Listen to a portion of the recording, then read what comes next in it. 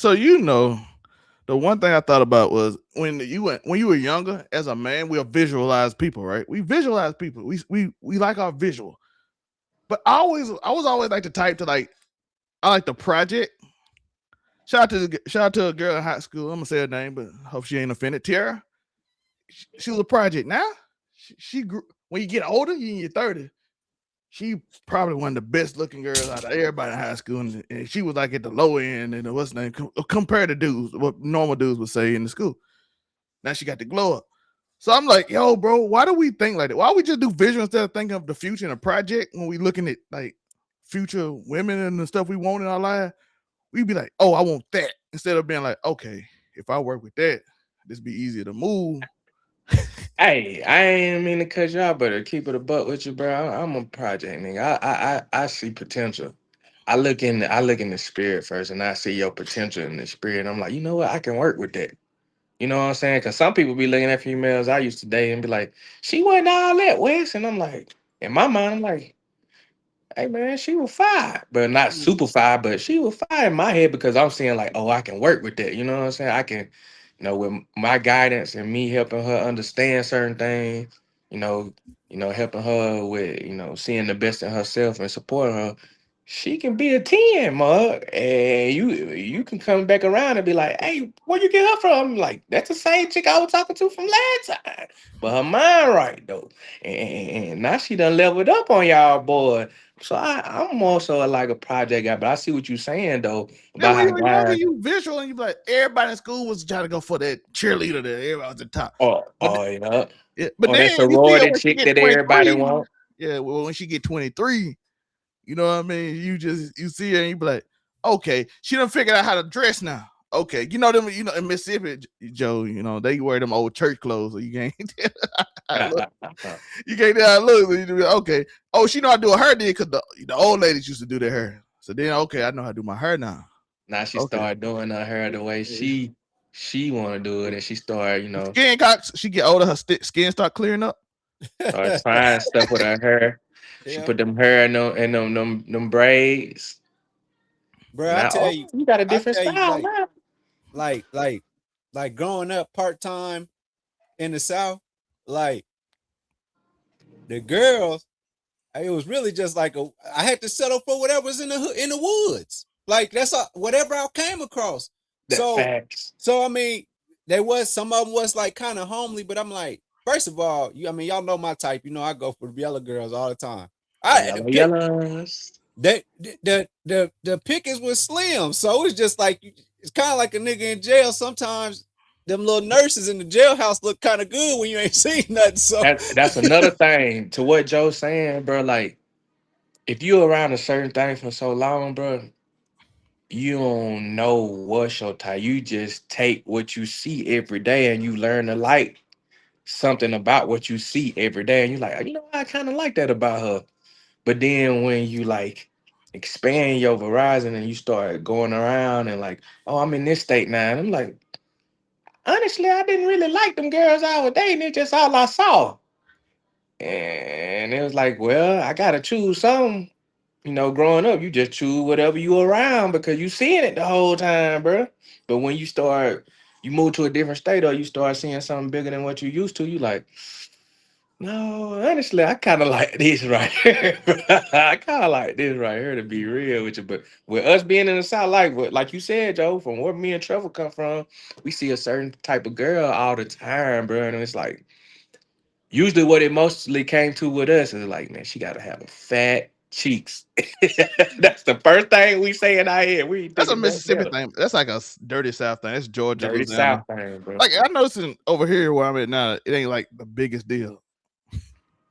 But when you in Louisiana, Georgia, Alabama, it's like That's the see, first stop you that need that comes to your head. cornbread fed.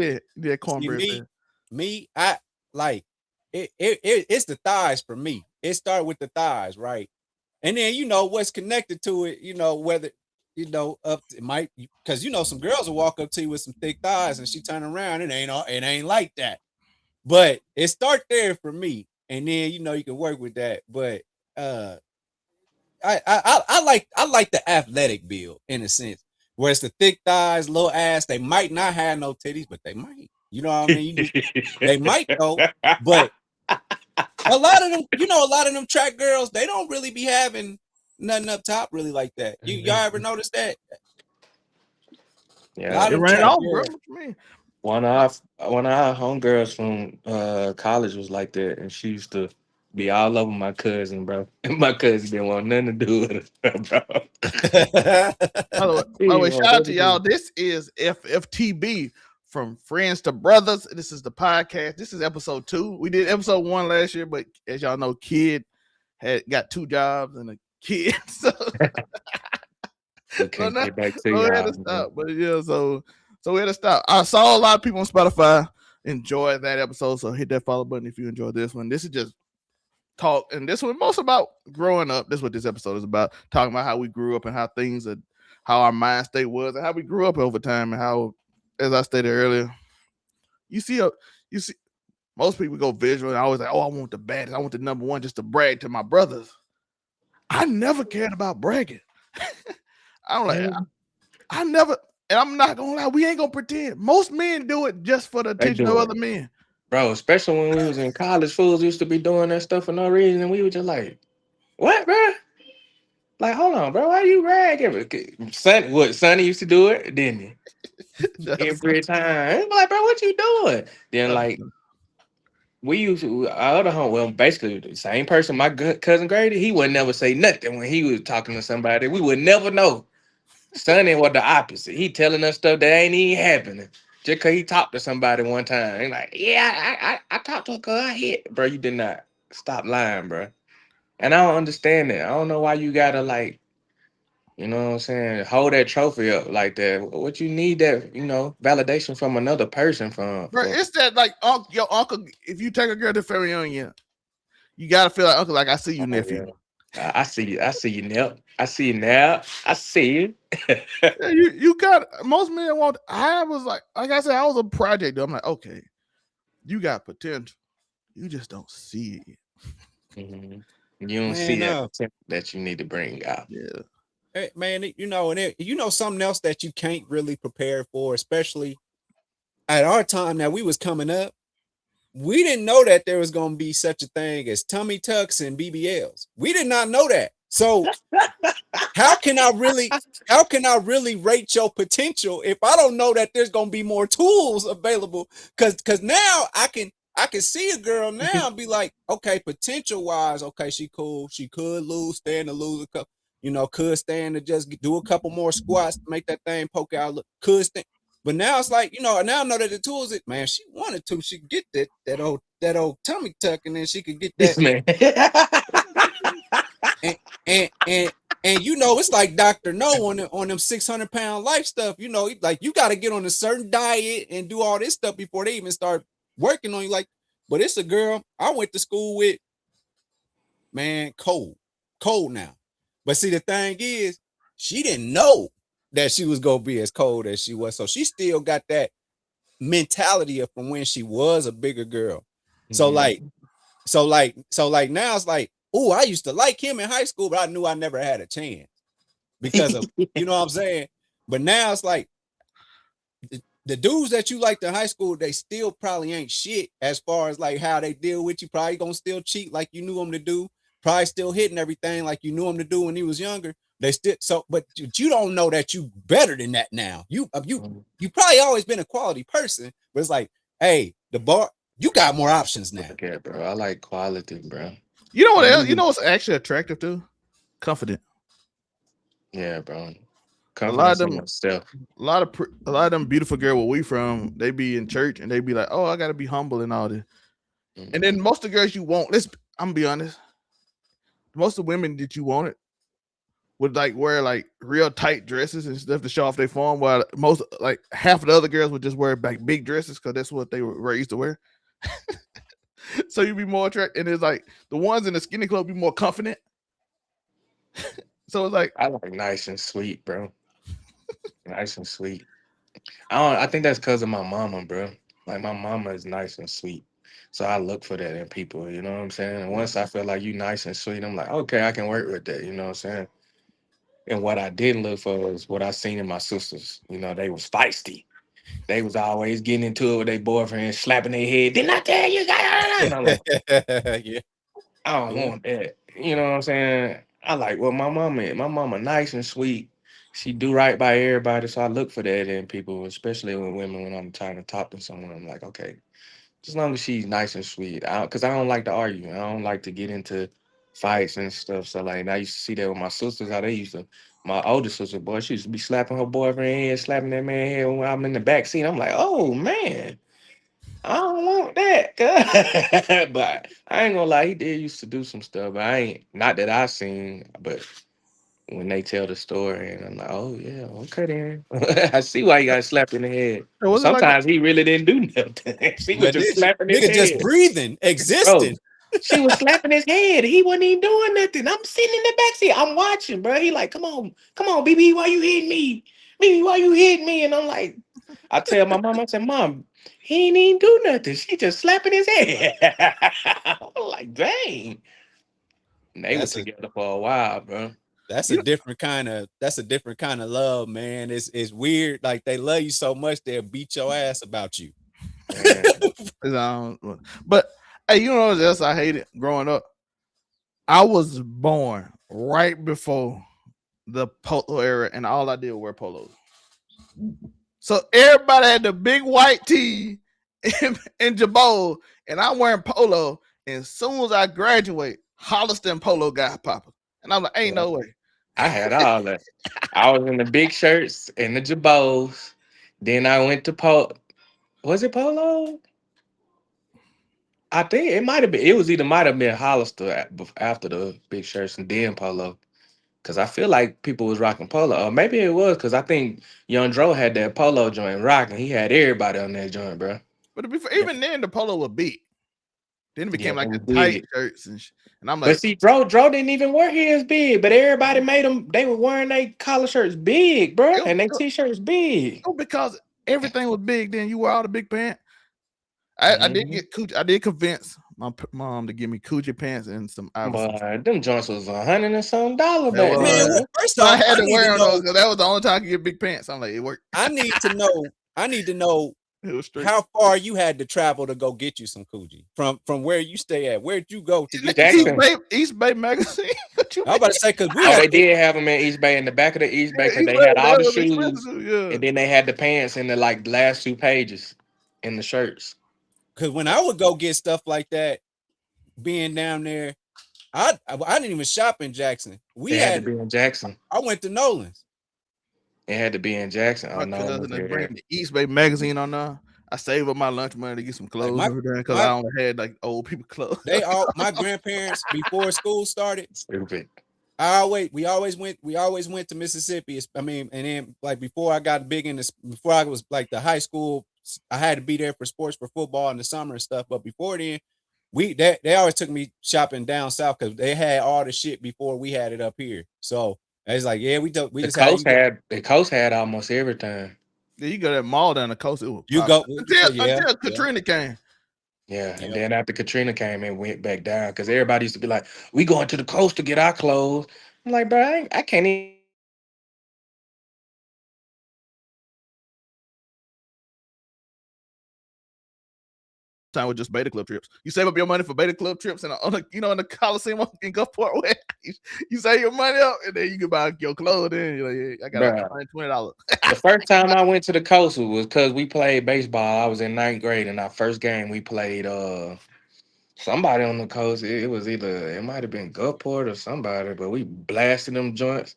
And that first game, we was down there on the beach, walking around. And I was walking around with the seniors because the seniors rock with me. They're like, Wes, come on, we finna go on the beach.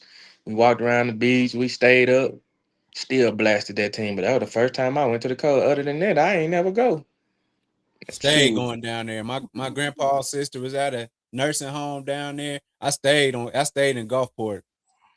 And then they leave us. They leave us in Prentice. And all the adults and stuff will go get on the boat. Yep. Go get on the They be boat, yeah. gone. I think my daddy was the daddy and Uncle Child were the only one who stayed. Everybody else was gone. Mm-hmm. I think Uncle Charles, Sheila and them, and Auntie Janice and them, they all used to go and do stuff. Daddy was at the house and Uncle Charles, because he had Devontae and Tanisha and them. And then me and Joe and them would be running around. Me, Joe, Kevin, Dink. Who else was with us? Big Joe went with us. Brittany and them stayed in the house. Derek stayed in the house. Sometimes Moses, sometimes Moses. he'll sneak out. Yeah, sometimes He'll he couldn't sneak get out the out. kitchen every now and then. Yeah, sometimes he couldn't get out, man. Step out from behind them, but step out from behind the apron every now and then. Sade and Brittany and them used to be arguing with each other all the time. Sade, Brittany, all of them arguing with each other because they girls. That's what girls do, man. They can't never get along. Be. Yeah. By the way, I do want to say this. I haven't said it today. Happy Easter to everybody. He has risen. Yeah, They we represent. They we represent. Easter. But speaking of, it's around revival time. So I know some of you. Oh, this is an Unk podcast, young people. I want you to know you're gonna hear Unk stories. Look, no, check this out, bro. I'm at the gym last week. I'm in there getting buckets. Big dog, come on, he banging me. I'm like, man, he about 6'4", 6'5", but you know me, I'm strong. You not finna bang me, so I'm always holding the big man. I stand him up. Cuz did what he did? He hit me with one of the spin moves with the shoulder at the end. I said, oh, he know how to play. He said, yeah, I know how to play, OG. And I looked at him, I said, cuz, you look like you 45. You calling me OG? Are you 6'4" with a bald head and hair on the side? Come on, bro. You just called me OG? I'm like, bro, ain't no way. What's wrong with me? I started thinking about it. I was like, bro, do I need to go look in the mirror and see if something, why I look like a bum or something? He called me OG, dog. He looked like he's 40 something. Now, shout out to Derpy. He calls us the Unk podcast when we do the Unk Sports podcast. Listen, I accept it. I get away now. I'm cool with it. Listen, but I still bust their head too. Listen, the young people while I work here be like, hey, we going out. I'm like, yeah, my back hurt. They be like, all right, OG. That's it. They don't beg. Bruh, I think it's just because we kind of like, we got that older look now, but to be fair, in my spirit, bro, I still be busting their head. Like they be having to double team me. So I'm like, bro, how I'm OG? But then they be telling me, you look like you're 20 something, bro. But I'm OG. But I'm not gonna lie though. When they tell me their age, and I be like, I was in high school when you was born, so I'm OG. I'm OG. Cause I work with like 22-year-olds, and I'm like, yep. I was in junior. I was in like 7th grade. Yep. They make me feel like an OG when they be running around. I'm like, I could still do that. It just what's wrong with me is I still got all that time that I done spent working on me right now. So I ain't got the loans y'all got. But if I took about 2-3 days and ran the treadmill for like 2 miles, 3 miles, you'll be in trouble crying trying to get a super team to play against me. Yo, that's the most OG thing I ever seen. Let me give me some time. Give my air back. Them fools be saying, give me a month. All I need is about 2-3 days. Yo, when you 20, you ain't played basketball in 3 weeks, Joe. You go out there and be ready to play now. Yeah. So you gotta let me get some air. Hey, I put up like 3-4 straight points on them, and I'd be like this. But that's because most of the time I'm holding the best player on every team. They be like, "Where's get him?" I'm like, "Who it is?" They be like, "He like to shoot. He like to." I'm like, "Y'all okay? Then I know what that means. Y'all want me on the best player." But then we get on offense. These fools can't score because everybody want to shoot threes, or they think they better than what they are. And I have to say, "Man, look, bro, give me the ball, bro. Give me the ball." I score 4 points, then I'm tired because I'm chasing the best person on the team. Now I'm like, I can't. Hey, bro, walk it up. Walk that thing up, bro.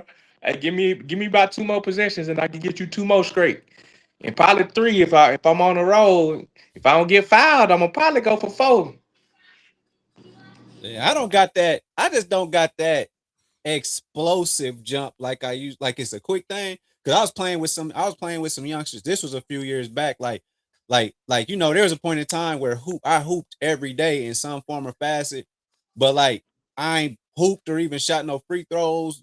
Sometimes I shoot free throws just on a humbug, just clearing my mind. But like running up and down, I ain't did that in a minute. But like I played with some youngsters a few years ago, and like that as quick as they get up and stuff, like, and they playing above the rim like I used to. But my thing is like, okay, I'm gonna stay grounded because I done changed my whole game to Rondo. I'm straight Rondo status now, where I'm directing offense and getting it to the playmakers that can do something. And you know, defensively, I try and be sneaky and get a steal and play the passing lane. But man, I don't be involved in offense like that no more. If the three is there, I take it. But you know, right now I let them run in. I play a real conservative game now because just can't do it like I used to.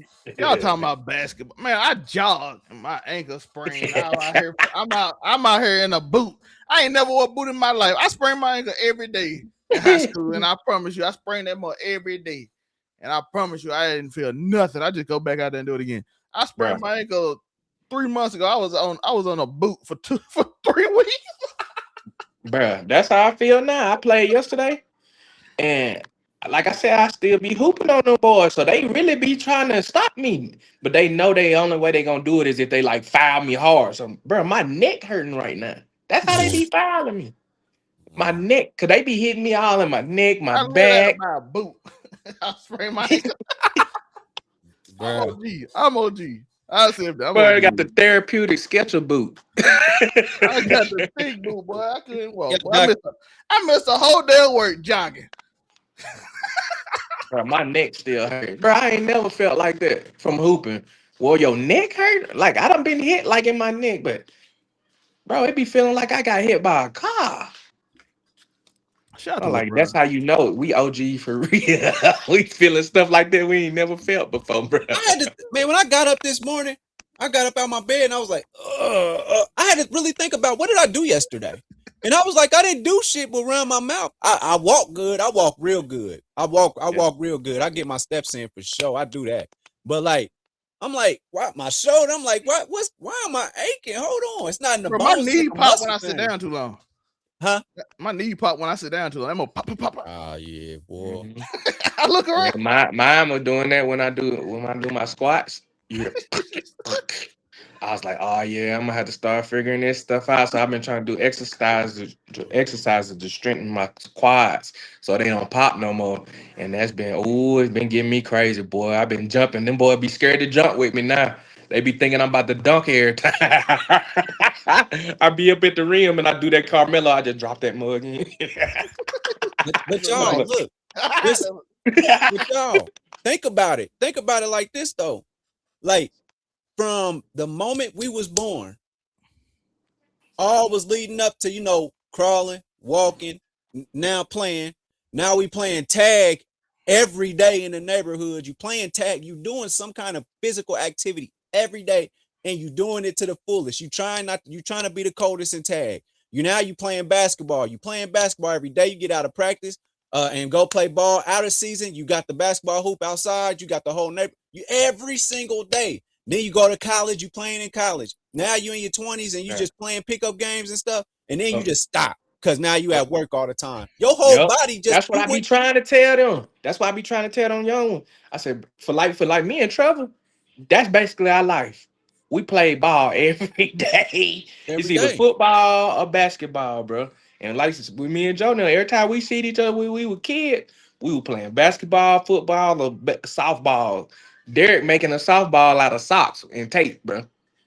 He get a whole bunch of socks and ball them mugs up, tape them up. We got a bat and we hitting that ball playing softball. And that's doing that every day. But when we stop from working and we just working every day, I lose my touch with my dribbling. Because my handles was on some Kyrie stuff. But you lose that touch and you just, in your mind, you just go back to work. And it's like, all right, I'm going to stay with this right hand because I know this darn near 80%. We done went from Flash to D Wade. Yep, I'm going back to Michael. Look, I'm going back to D Wade. Just go hard with the right hand and jump high as I can and just drop that mug. And I know with my speed, most of the time people ain't keeping up. I know with my strength, they ain't gonna be able to. I'm taking the contact, and then after I jump, it's like, well, it's up to me to just make the layup. Nah, at this point. Bro, I be scared to explode to the basket. That's why I don't even drive to the basket like that, because I'm like, man, if I explode and I ain't really like stretch this thing out, or really, I could really risk an Achilles for real. Like, Oh yeah. Because it happened to me before where I didn't tear the Achilles, but it was a tendonitis. And that mug stayed with me for about 3 months, man. Like just stuck with me. This is the most podcast. I gotta send this to Derpy. We talking about how pains we got every pains, bro. It's crazy. It's crazy. But my fingers hurt, bro. Listen, I was going in there. I was like, you know, one thing I like about Joe though. Nico sit there. He'll tell you stuff. You don't know what he going with it, but it'll make sense at the end. Yeah. He'll tell you a story. You'll be like, what the fuck I do everything we talking about? But he'll bring it back. I gotta keep you engaged. You gotta follow along. That's what we do here. You gotta follow stay along. Locked in. You gotta stay locked in. What I was saying, like I was saying again, happy Easter to everybody. Yeah. By the way, shout out to young people. I saw Finesse 2 times, and I saw Kev on stage do this thing, right? Where you were like, me and Wes were talking about it too. We were like, you go to school. It's because it's this time of year, right? It's like the second Sunday in April. So you know what time that is. We're in the South. Second Sunday in April, revival time. Or second Sunday in May. I think it's May. But the second week every time. Yeah, second week. In August and May. You got you in August, you got that football you got school, football practice 5:30, get your shout, go into the pew. We got 6 to 12. Get your homework done back in the back of that thing and come to the front when you done. Hey, I'm gonna keep it a buck, bro. Being in the South, I don't even think I ever had homework, bro. No, I went to did you go to was Orange County? They had more white people than black people, but it was a lot. It was a lot of black people too, bro. So it was kind of almost the same. We went to a PW. Yeah, they get home. It was weak homework though. It was some easy. We ain't really have no homework, bro. I skated through with straight B's. I was smart though, but I'm like, bro. I used to do my homework and like I used to go to like the football field and do my homework. Like the math, we had math homework. You know what I'm saying? We ain't like history. We ain't have no history. Oh, no, you didn't have homework here. It was just math and English. They give you that little stupid math and English, and I ain't really I did English my first 2 years, and then when they got to junior and senior year, it was just only math. And my senior year, we really wasn't doing nothing. I don't remember doing nothing senior year except for like that one class where you had to do all get the credits and stuff. And I'm like, oh yeah, I'm just hooping and playing baseball at this point. I did a lot of college courses too. That's probably why I had homework. I didn't do no college courses. I wanted to, but I was in honors classes. So but my only homework that I ever had was English because I'd have to do reports and do book reports and stuff like that. I have to read chapters and stuff. And I always try to get my homework done before because I knew that I needed to get, especially in high school, I needed to get this stuff done because when I get out of practice, I'm gonna be shitty. But also, it was some fine shit up the street. I got to be outside. Man, I got to be outside. So I need after I get out of practice, I did most of obligations.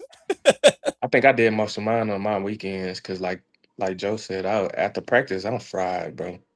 So if I had to do some paperwork for English or something, or write up some papers, I did mine during class while she was talking. I was doing it during class, and whatever I didn't get sometimes I went to the library and did it, so I didn't have to. But my mom would be like, "I'm gonna take you to the library." We had a computer, so I might have did some of that stuff on the computer and figured out how I could, transfer it because they ain't have USB back then. I don't think. Type out my papers and go on by. Bro, you had to get that. You had to get that. You had to do an email or floppy disk or something. You had to do a floppy disk. I think it was floppy disk. Yeah. Them kids didn't know. Hey, we lost. Saying floppy disk, we lost all the young people. They like, I don't know what they did. We getting out there. We had to put stuff on floppy disk, bro. Ain't that crazy that these kids ain't gonna really know what DVDs are? They don't. Man, bro, them DVDs was fire though. They had a chokehold on us, boy. I used to burn. I had one of the only people with a computer, so I used to burn. Me and my boy Brandon used to compete to sell like the Drop 2. The Drop 2 was free, by the way. They, I had so much stuff. Cause my They didn't have no daddy, computer in the You hood. couldn't get it unless you had a computer. You know what I'm saying? So I'm the only one. So you paying me $2. This shit free on the internet. ask Joe. My daddy had all the music CDs, so I was burning CDs, bro. I'm slick on the slick. I was giving that stuff away, but I was saying sometimes for I $2. was selling them That's for how I $2. made Yeah, the medical. sometimes I was selling it for Dollar General had that. $2. Wait, Dollar General had that big old case of CD. Daddy had it too, and I was stealing some of them. I was making my own mixtapes. I put all the best songs on that mud that I know I did everybody Groupie, listen to. the I Drop was 2, giving them Carter out. 3, Carter 2. Man, I was mixing everything. I was But putting before the all the CD, best songs. before the CDs, you know, your daddy had that cabinet, all Bro, cassette tapes. bro, it's a whole big stupid wall of cassette Whoa, tapes. Then it full went from cassette. cassette tapes to CDs. He got everybody's album. I'm like, God, dog. I Will put every Smith CD on in. bass. I remember he had that. I was like, oh, I love Bro, Will. You know, this when Fresh Prince I'm of Bel talking Air about came out. I was like, wow. everybody. Bro, he got Will Smith, Bow Wow, Jodeci. Escape, Jodeci, SWV, Michael Jackson. He got anybody you Yeah, could keep Joe. sweat. Anybody you can All think that. of, the Isley, bro. He got all the Isley brothers. He got anybody you can think about. Everything. Bro. Shout out to UCLA. They just won the national championship. Hey man, they deserve it. I ain't gonna lie, they deserve it because they hustle, bro. They stay moving, they stay running, bro. So that's hard to beat. And with South Carolina, they was having some close games with a lot of teams, especially with LSU this year. That them two games, they was always close until the end of the game. So anybody that hustle against South Carolina pretty much had a chance of whooping them, man. And that's what UCLA just UCLA was do. too big. They just a big team. That team is big. Yeah, Lauren Betts is big, and then all them other girls be running. Well, Hockey's little sister, she be running the whole game, and that be killing them, cause she getting easy points off of just running the whole time. You know that, you know, man, what I was finna say. That girl from Hildy from Notre Dame, Oh, Hidalgo, she nasty, bro. cold. Cold. She nasty, bro. Cold. Man, y'all see my homegirl, shout out to Zach Randolph, little McKinley, dog. She going to the WNBA. Easy. McKinley Randolph, she played for Louisville. She played with I was gonna say, oh, so this would have been her freshman year then, huh? I want to say sophomore. Sophomore. Cause she went to the McDonald's game. I remember that. She was it last year that she was in McDonald's? I think so, bro. She getting buckets and she got the perfect game. She learned the perfect game because I think sophomore that this year. Zach Randolph's Yeah. Randolph's game translates perfectly to the WNBA. Just core mechanics, work in the post, do your work, It you know, definitely rebound. You don't got to be overly athletic to play how Zach Randolph plays. And that just be a bully. And not to mention, but this is the difference. She got skill. She got skill. Hey, you know who he need to train? Audi Crooks, bro. If he train her, oh my god, She could be a bully. How tall is she? We know she big, but she like 6'4", I think. She like 6'4" or 6'2". I know Maya was 6'2", but them girls that be looking 6'2", 6'4" over there be looking tall on TV. You can get away with being a center in the WNBA at 6'4". Yeah. The average height. Lauren Betts is like what, 6'5", 6'6"? She's 6'7". She's 6'7" though. See what I'm saying? She just one of them ones you're gonna run into every now and then. Be like, dang, I can't do nothing with that because she's a little different. But like the girl, who they played last time? Because whoever that big girl that was playing Texas, they had a black girl. She was banging with her. She was holding her. Honestly, it's just when they came out to the screen and roll. To be honest with you, when the girls playing and they have a screen and roll, as long as the postman setting the screen tall and roll well, they can't stop it, bro. You can throw it over the top, even if every you front time. them. If you front them and they taller than you and you behind it close to the basket, that's an easy assist every time. They just got hit the layup now. And now that's something we know we can struggle with sometimes. And at the women's level, sometimes we struggle hitting them layups. They be missing layups, bro. Like I was watching Malaysia. Malaysia be missing some layup, bro. Madison Booker was missing layup the other day when they played. I'm like, bro, slow down. Just slow down and why you going to the rim and you got it. But some of them don't know counter moves when they get into the rim. Neither they just go straight to the rim and throw that mug at the glass, and knowing somebody gonna contest their layup. Like, bro, They gonna contest your leg. They just not gonna just let you shoot a regular That leg. You doggone gotta learn. Juju had that kind of move on. They didn't know what to do. Huh? Yeah, she gonna She do a trained counter. with Kyrie. One-on-one, she doing a counter, and you're not stopping it, bro. Cause She you don't know trained what with she gonna do. Kyrie. Kyrie You don't said, know what she gonna do. but shout out to the women I was again. watching, and I just want to throw this out here. I was watching some why can't I think her name? USC coach. I mean, South Carolina, Don. I was Don watching some Staley. of Don Staley. Man, she hooped like a nigga. She nasty, bro. I love Don. I mean, she was making crazy passes and all. Man, she hooped. She got skill. Didn't Gino coach her when she was on that like Olympic game? Yeah. Well, he was like assistant coach. He was assistant coach. Yeah. Pat. I think Pat was the coach. Yeah, but he was over the Olympics when Don Staley and then went back in the day. Yeah, Pat was the coach. Cause Pat That was was like always an the coach. interesting. Pat knew winning all the time. So it was interesting seeing that kind of because they know each other. So she knows, like, hey. Yeah, he looked bad, bro. He looked bad. Everybody was. He said, "I'll whoop Gino ass," and he know it. He know on his head. On his head. But again, shout out to the girls shout out to the women, the young women at UCLA. I don't know, they don't win often because most is Gino and them in South Carolina and like 4 or 5 teams that usually win this. But they deserve it. Yeah. They deserve it. Why would team too? Why do y'all think Audi Crooks would enter the portal though? Like, what's wrong with where you at? Well, they ain't got a chance at winning then because she the only one. But then the coach got to be able to challenge her too. And I don't think the coach was challenging her because if you look at it, remember when we were talking, she don't play no defense. She don't play no defense. She'll stand there. You just got to get around her. And she gonna let you. She should be averaging a lot of blocks, but she don't put no effort in the play, no defense until she get that ball on offense. That's when her effort come, bro. Oh. Listen, she go in a big school like South Carolina, and Dunn ain't playing that. Dunn ain't playing that. You gonna be sitting down.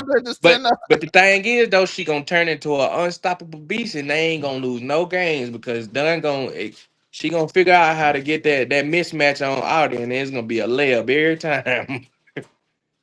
Ain't nobody gonna be because she already done seen it all. She done played with Lisa Leslie, done played with all them Cheryl Swoops and them. She know what kind of training and stuff work they did. And she can really just holding girls accountable, bro. If you can get them to hold them accountable and be the best that they can be, you can really have a good team. But you got to get all of them to play like that. And she usually able to get everybody to play to their best of their abilities. Yeah, shout out to women's basketball. Great women's college basketball season. Men's up tomorrow. But I do want to say this. Y'all, what's y'all go to? Somebody asked me that in a chat the other day. What's y'all go to love song? Love song? Yeah. I was fighting it for mine though. I was like, what's the premise? Joe? What's your favorite? Oh yeah, Sweet Lady by Tyrese. That was hard for me. Mine Cupid 112. Oh, I like that as a good one. 112 Cupid, man. Tell me why I'm listening to it. We ain't talking about heartbreak, we talking about love. Tell me why I'm listening to this. The heartbreak is Icebox.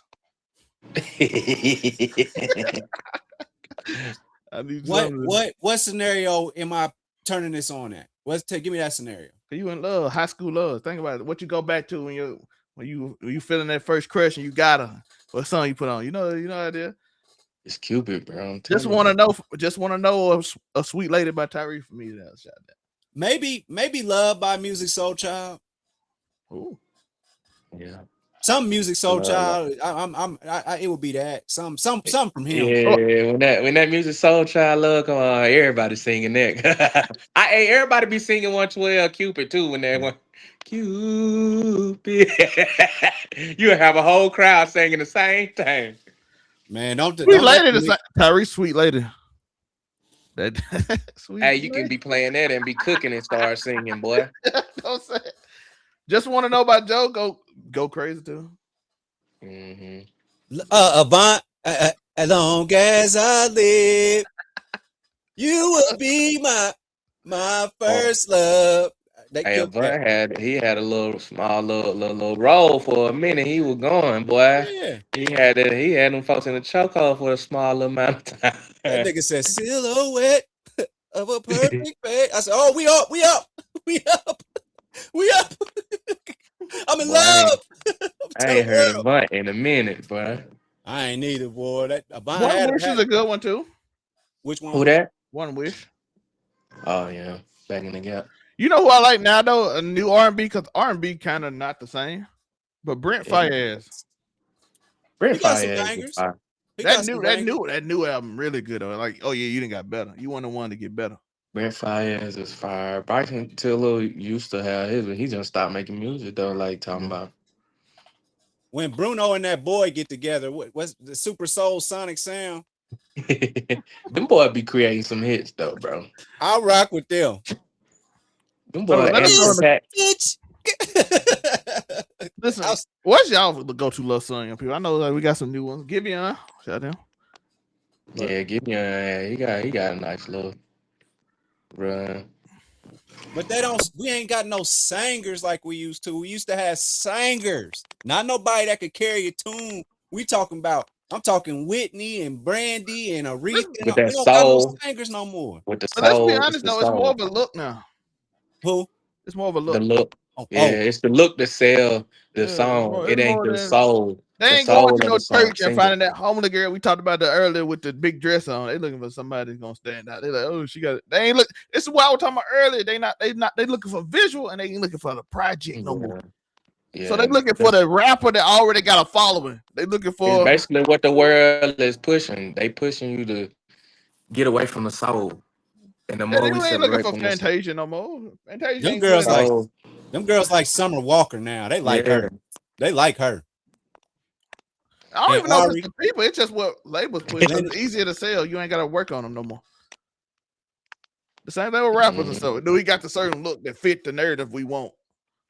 Rather than is he a project that we gonna put talent in? That's why they all sounded like, oh, we can just put you with a producer. get you with the producer get more money off the song than them people do. Them engineers. They don't make the song. Why? Because that's why all the songs sounded like. That's why everybody like Drake and Kendrick ain't nothing popping now. Because outside the old heads, like the Clips and them, every album is kind of by the young dudes that all sound like either all they old albums or like everybody else's song.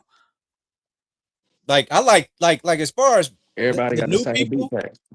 Yeah. I think that probably Tyler the Creator is the quote newest artist that I like more than anything. But I don't really rock with none of these new cats like that. There's some good ones that like Afro put you on, but they ain't getting no push because they don't fit what the narrative they want. So you just got to be underground. You don't fit the narrative you don't fit the look and the vibe they want, and it's not easy to sell. You more of a project. We got to work on you. We don't want the DDG. Shout out to him. Great YouTube. I like a YouTube video, but he already got a following. Let's just put him on. Bad Baby. She already got a following. Let's put on. Let's make a sound. They ain't got to do no work. Cardi, they already got the fan base. Cardi, I love you, but let's go give you no flocking and make it sound just like it and let Kodak write for you, and you already got a fan base. As far as streamers go, like I listen to some of Flight's music. I listen to some of his stuff because they fun songs. You know what I mean? They just fun songs. But they already got a following. The music industry lazy and they wonder why they don't got nobody coming because they don't want to put money into a project. Instead, they rather, hey, you already got a following. Here, $2 million that you got to pay back. Instead of, hey, we're gonna put money into developing you that we don't get back. We just finna find somebody that's already popping. Blueface got some funny songs. That would develop? The last person that would develop was what's the white boy name that would develop under DJ Jack Harlow? Yeah, he was the last one that would probably develop as far as a rapper. Or artist. But to be fair, I will give two people. I will also give JID and Baby JID. Baby Keem and JID. But they getting developed under their family and they could so, like Kendrick is kind of developing Baby Keem. As far as singers, we don't know no singers. They ain't developing singers at all. You just they go purely off looks. You gonna get up there and you gonna perform and you gotta look good. What? Last one was what? Jay Bieber. And to be fair, he in that mode that we were talking about. He blew up off YouTube. Yep. So who left then? Because Chris Brown kind of went develop. He was already fine. They just gave him some songs. Chris Chris Brown He was a just natural know it. talent though. That's kind of He's a natural talent, bro. natural But artist. what? So maybe Usher. They developed Usher. Deion He was Thomas, good maybe? at singing. I don't Leon know Yeah, about Thomas, but he Leon wasn't probably Thomas. developed, but he was on TV already, but he he still was was on developed. TV already. He And he developed was though. already writing songs when he was on TV. We just didn't know that. Yeah, he's a writer, but he developed into an artist as well. So I kind of count that because Yeah. he was on Victorious when in 2015, and now he just now popping for 2023. You know, Yeah. not thinking about it, I feel sorry for Cassie because she should be having the same career that A. Marie got right now. You know what I'm saying? Like she should be a respectable young lady that's OG now, but Cassie whole career, like she didn't get to really take. She had Me and You, and then she was just stuck up under Diddy until a couple years ago. That's I ain't gonna lie. That's when it started happening. That's when all the R&B started dying. So we watched the show. With, who was it? With was it Rick Ross? And that girl that could really sing versus that light skinned girl. Was it Rick the Ross? Aston Martin? The Aston Martin song? It was like it was a show about putting a musician on as an artist. Rick Ross ran it. I don't know if it was a big dude. I can't remember which big dude it was. It wasn't Cat, it was a dark skinned dude. And he ran a show. It was Rick Ross because he was like, I'm sorry. She looked good. She what I'm looking for. And the other girl sing way better than her. It was Rick Ross show, but that was on MTV, wasn't it? Yeah, and Kenny picked it, and then I'm like, that's how they doing now. because That girl sung circles around her. Yeah, she did. Everybody bro. was mad about it, but then people kind of accepted it because she did. That was back when Rick Ross was real hot and he was doing stuff, so they gave him a show like basically like Diddy creating a band. Yeah. But Rick Ross was finding artists. Somebody told me Rick Ross don't have a classic album. Teflon Don is 100% a classic album. Teflon Don, Port of Miami, definitely. Teflon Don is 100% of a classic album. I don't know what you classify. It's classic. That boy was hot. He ain't French Montana, bro. Chill. I just got flagged on Instagram, right, for a post that I put up in like 2012, maybe. I went to Miami. Wow, back then. It's crazy, bro. No, it's crazy because I was in Miami. That whole time I was in Miami, I was tweeting Ocho Cinco, like, hey, come meet me, man. I'm here to watch this LeBron heat. I'm here to see LeBron. And Ocho, I want to see this. I'm trying to get with him. Everybody on Twitter retweet me like, get with him. He in Miami. He right there on the beach. Blah blah blah. Ocean Drive. But anyway, what ended up happening was I put on my caption, I'm Miami Nights. I'm living the life because I'm rich off cocaine. And I tagged Rick Ross. And they thought that I was like, they said I'm celebrating drugs or I'm talking about selling her. So I'm like, no, I was quoting a song. This is a song. Rich Off Cocaine was one of my favorite songs off Teflon Don, bro. I ain't gonna lie, if they got a young kid doing it, they ain't gonna know what that means. Yeah, they fried, bro. They gonna be like, oh, he ain't gonna know what that means. Them fools will be ready to argue more than they ready to understand. Let me ask Gemini real quick. Make sure I had the album right. What album? Oh shit. Y'all go. Y'all good. Hold on. But what album was Rich Off Cocaine from Rick Ross on? What else was it? No, that was Deeper Than Rap. And that's a classic. Deeper Than Rap. I'm gonna be honest. I love Luda. But Luda's songs don't age as well as they don't. But that mug wasn't. He was. Hey, I ain't. The first album. Go listen. That boy for go listen. They don't age well because he said it. He even said it. They don't age well because in his videos he was like joking around. He had the big platform shoes on Move It, Get Out the Way. It wasn't no serious videos. His videos weren't serious. That song might still hit, but Area Codes did not hit the same. I like Area Codes. It's catchy. It is because we old, but again, you can play that right now. You can play that right now at any NBA arena. He said it's his video. Well, he said it's his videos because they didn't take his videos serious. Go legendary with, and then go listen to them because at the time they was fire. But now you the hospitality was cold. Go listen to them now. I'm telling you, I did it the other day, and I'm like. So you mean to tell me I make niggas eat dirt and fart dust don't age well? I'm just saying it. That nigga started that freestyle law. I'm like, but at the time it was, but and the same thing I did because I was going through some like things that don't age well. And who was another? Was it Mystical? I don't know what Mystical was talking about himself. I mean, he came in with his dick in his hand. So don't make me leave here with my foot in your ass. Be cool. Go listen. go if you on Spotify now, go look at the lyrics and you be like, what is this nigga talking about?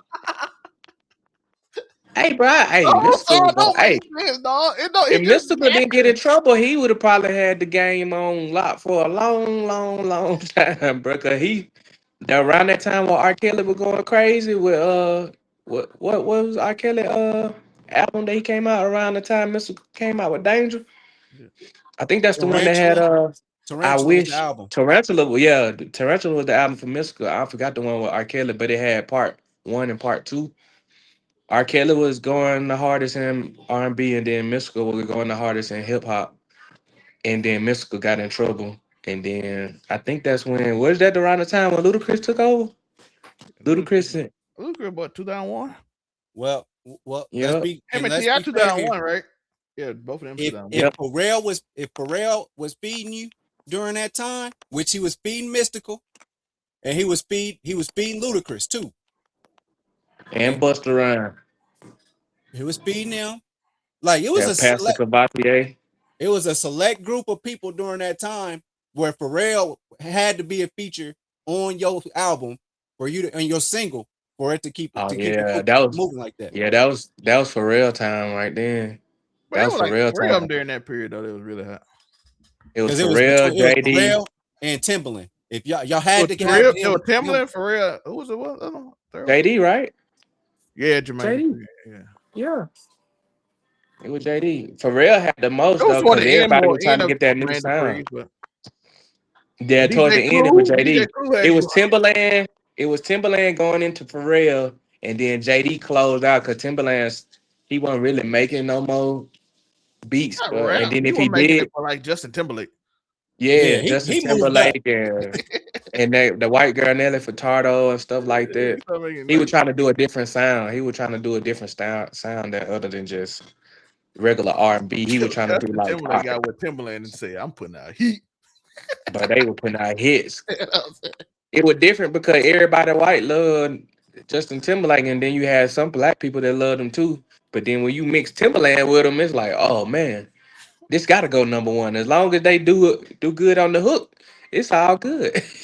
Man, that Justify album was produced by Timbaland, the Neptunes, and then he had a ballad on there from Brian McKnight. Hey, that was a perfect R&B 10 out of 10 album, man. That album. They made money. They made money out that joint. That Cry Me a River, and then had the little Britney Spears in there with a little bit of controversy. Like, oh, he talking about Britney in the beat is fire, and that nigga singing. Oh yeah, you don't have to say what you did. I already know. That's when he had just left the NSYNC. Yeah, that was his first solo album. Yeah, that was perfect. I bought that mug because I was rocking with the Neptunes so heavy. That's kind of like Miley Cyrus when she got tired of being, who she was on Disney, and then she started rocking with Mike Will Made It and Juicy J. It flipped her up, and she started going crazier than what she was. It's like, oh dang, bro. Listen, these white, I ain't gonna lie. Shout out to white people, but y'all got this habit. Shout out to white. Is it white? Yeah, when y'all go hip hop, and then y'all go or it's hip hop or OnlyFans, and then immediately y'all go to Christianity right after. Every time, it don't even be a grace period. They go straight back. They go like Justin Bieber went to like church camp. Miley Cyrus like that wasn't me. Shout out to Krishan like cult camps and shout out to Krishan Rock. 3 months straight. I'm like, you've been in church for 3 months straight. Hey, shout out to my homegirl Adriana Maya. She was a youth counselor, youth church counselor. She was like, you know what? I'm a smut. Is she going back? She in my top 5 of corn stars for sure. They just go. She going. Don't worry. When she get tired of it, she get older. She going Christian or Muslim. She gonna pick one. She go real religious. They always do it straight after every time. I'm like, you don't even have a grace period where your life like go out of control. You just go straight to it. You didn't even give us a warning that it was happening. And then when y'all do it, can y'all make it last longer than just a couple of months? They get married and stuff like that. Brittany Renner did it. Like, I'm getting married for like 30 days. What a fraud. I'm a Muslim now. I'm like, why is this the same routine? Is this like the game plan? Mase started it. She blame everybody else too except for herself. She don't never blame herself. Mase started this. I blame Mase. Yo, Mase gave the worst sermon I ever heard. I seen that. I was like, what in the world is going on? Mase started losing his Bible verses. He just up there talking. It says he ain't know none of the words. He ain't know none of the words, bro. He was just started rapping. He just started singing rap lyrics. That was awful. Bro said, I done lost my Bible verse, but it's okay. We gonna come back to the devil. He said the devil can't stop us. He blamed it on the devil, bro. That ain't the devil's fault. You just came unprepared, brother. You should have been prepared for the sermon that you was finna give. You not prepared, bro. In the Bible, go sit down somewhere and get prepared before you come up here talking to these people. That was the worst. They came to get their soul saved, my nigga. You got to understand it's not to sell out an arena. The wrong person. Your job is you are there to help save some souls, my nigga. You ain't ready because you was ready to go out there and talk about how. And I'm like, this is the worst. Bro, you're not prepared. The Lord tell you to be prepared when you speaking His word. That man, when you come like that and you skipping over words, something wrong. That man said it's somewhere. Pastor Mason Betha. Bro, it looked like he was reading like that, and then Lord said, and then I was like, yeah, bro, you can't do this, bro. You gotta like work on this, bro. Go to podcast. Bible camp, man, or something, man. Yeah, do like this. Be going there for 3 years and get trained. Yeah, get you trained, and that was my pastor David went to school for that stuff in college, bro. And they teach you and show you how to give the word and read the word and understand it. He looked like it looked like Mase became, a follower of Christ and was like, I'm preaching to my bro. Diddy had that man shook. He had to get out. I don't know what Diddy had him. They said he did that so he can get out of his contract. That man just said, that man don't even talk about this. He just say, you know what you did, and just end it. I'm like, what did man do to you? Hey, you became a pastor right after. What did he do? He won't even say nothing bad about him. He just said, he won't even say it now. He said, shout out to people because they know what they did. Mm-hmm. And shout out to Jay. I'm like, is you gonna say who? We know you talking about Diddy because it was the case when he got locked up. You ain't gonna say his name. What did he do to you that you won't say his name? Man, he ain't gonna say his name because you know that mug get out in 2028. That was right in the beginning too. He just like, you know what you did. This is karma. Don't he say his name or nothing? I don't know what Diddy was a monster. There be people scared to say his name out. They know he is because they say that killed too many people, bro. That's how he got on too, by the way. That's crazy. I watched that documentary. Well, I do, yeah. But I want to say that I know we only got a small clip of Jay and Ivy preaching, but I mean, he didn't say nothing wrong in that little 15-second clip. No. Sounded all right. No, he talking about the clip when he was outside. I did make the Skyrim video. I had to do the Skyrim one. It was funny. I had to do the Skyrim. Him Scarf go out there preaching in front of the statue. It's the same thing. But like I said, listen, if he found his calling and that's what he want to do in Alabama, going preaching, do it. As long as you ain't just running around yelling at people behind him talking about they're unrighteous.